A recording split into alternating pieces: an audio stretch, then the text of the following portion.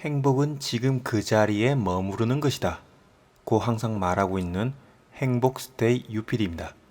이번에 선티스가 소개해 드릴 책은 소소한 이야기 속 철학이 묻어져 있는 아르헨티나 할머니라는 소설입니다.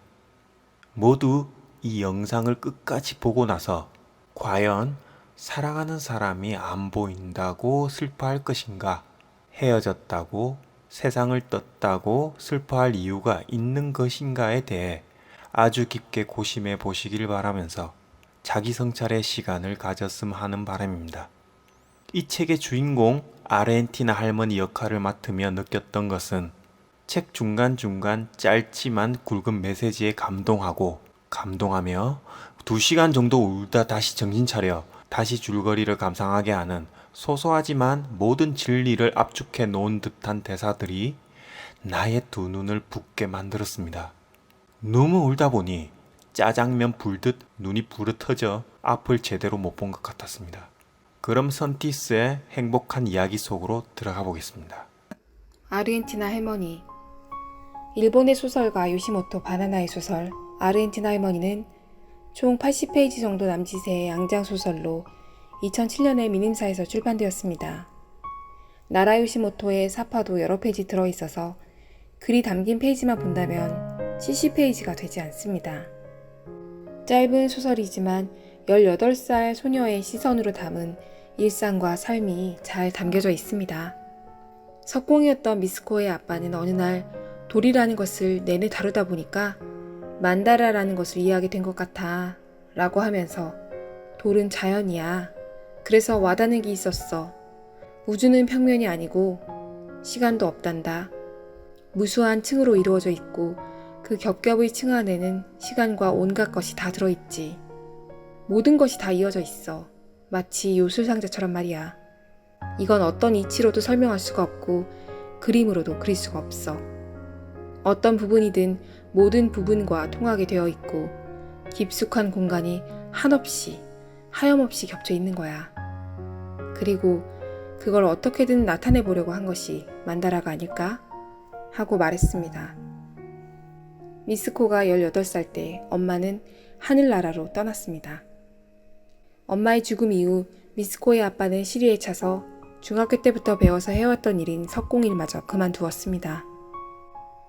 비석과 정원석을 만들어 살아가던 아빠는 현실에서 마저 멀어져 간 듯이 보였습니다. 미스코는 자신이 재학 중이던 사립고등학교와 가까운 친척집에 하숙을 하고 있었고 아빠와 떨어져 살았습니다. 그런데 어느 날 미스코는 이상한 이야기를 듣게 됩니다. 아빠가 동네에서 최고로 유명한 사람, 아니 최고로 요상하다고 정평이 나 있는 아르헨티나 할머니와 친해져서 할머니의 건물에 드나든다는 것입니다. 이상한 아줌마 집에 드나들면서 심지어는 같이 생활을 하는 것 같다는 것이지요. 미스코는 하필이면 하면서 모두가 이런저런 이야기를 하면서 온갖 추측하고 수군거리는 대상이었던 아르헨티나 할머니와 아빠가 친하게 지낸다는 것에 헛웃음이 나면서도 걱정이 되었습니다. 그러니까 아르헨티나 할머니는 정말 동네 사람들이 보기에 이상하고 외딴 건물에 혼자 살면서 요란하게 화장하고 스페인어와 아르헨티나의 탱고를 가르치면서 그리고 건물 옥상엔 온갖 식물을 기르며 지낸다고 알려져 있었던 것입니다.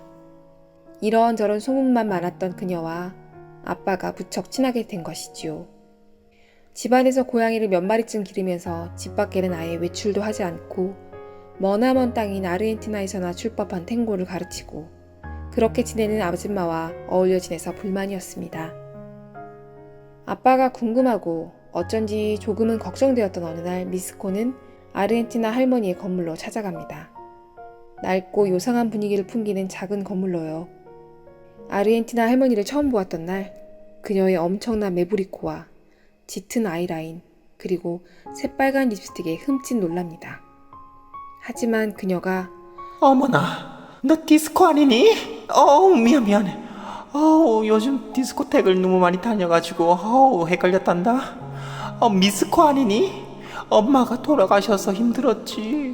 네가 정말 훌륭했다는 얘기 아빠에게 몇 번이나 들었단다. 아이고 잘 컸네. 용돈 줄게. 남친 있어? 하면서 곰팡이 냄새가 가득한 가죽 잠바를 입고 미스코를 꼭 안아줄 때 미스코는 그 향기 속에서 눈물을 흘렸습니다. 그녀의 집에 올라가 알게 된 것이지만 아르헨티나 할머니의 진짜 이름은 유리 씨였습니다. 유리 씨라는 말은 나리꽃이라는 뜻이었지요.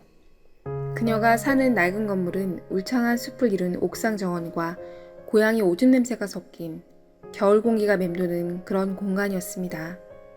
그녀의 응접실에서 차를 마시다 올라가 본 그녀의 옥상에는 갖가지 채소가 있었고 한켠에는 색상이 선명하지 않은 돌을 모자이크한 거대한 만다라 같은 것이 있었습니다. 겹을 이룬 원이 그려져 있었던 것입니다.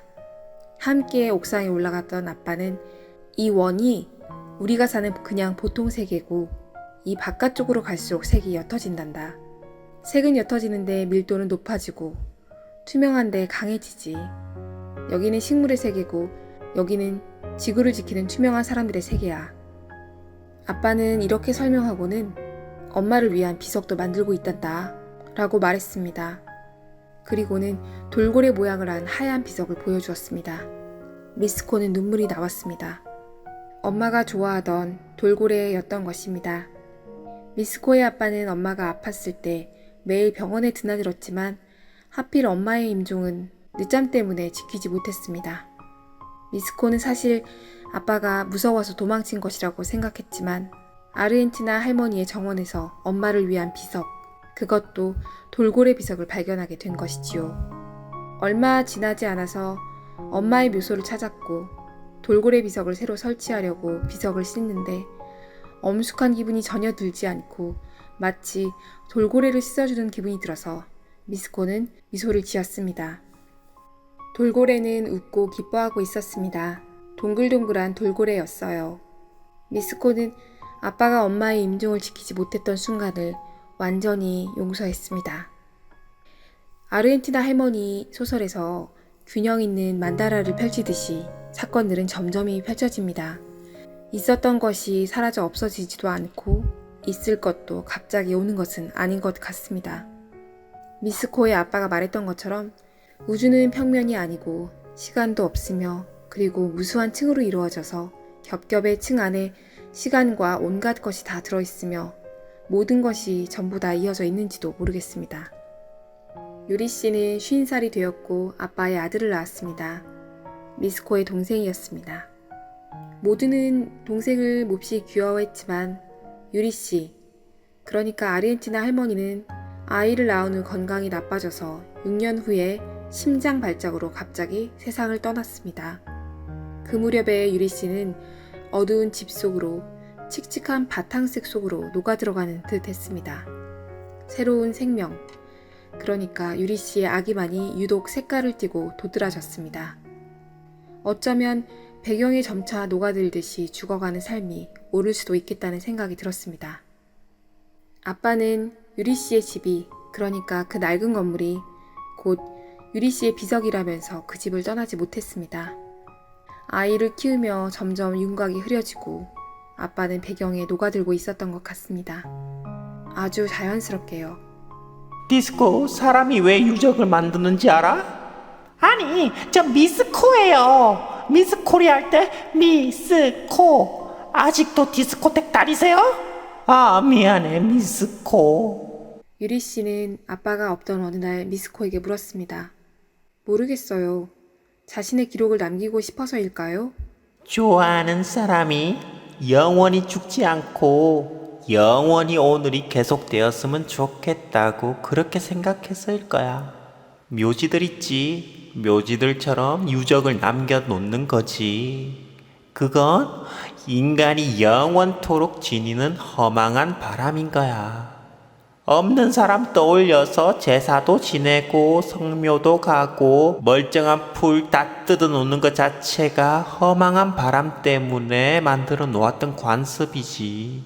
그래서 묘지에 두면 혼은 떠나는데 혼백할 때 백은 남아서 자식 주위에 계속 떠도는 거야.